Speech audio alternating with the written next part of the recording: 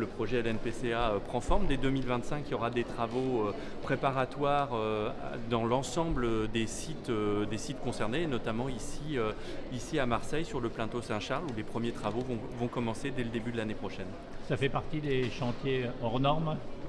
C'est naturellement un des chantiers hors normes, un des chantiers les plus importants à l'échelle nationale et même à l'échelle européenne, parce que c'est un chantier qui a une composante européenne forte entre l'Espagne, la France et l'Italie.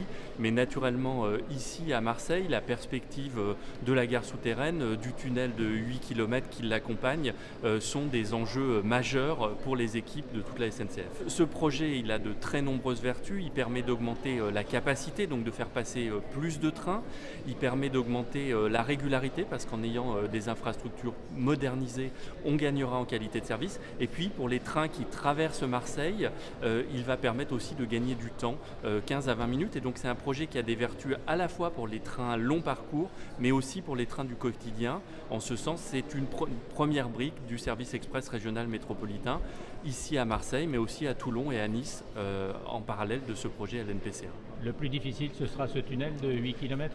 Alors dans les défis techniques, effectivement, le tunnel de 8 km et la gare souterraine, parce que sous les halles Saint-Charles que vous voyez ici, il y aura une gare souterraine à 25 mètres de profondeur. Ça, ce sont deux défis techniques extrêmement importants. Le tunnel et la gare souterraine sont intégrés dans ce montant. Ils représentent à eux deux de l'ordre de 2 milliards d'euros. Et on est pleinement dans le calendrier, et les phases 1 est prévue à l'horizon 2030 et la phase 2, y compris la gare souterraine, est prévue à l'horizon 2035.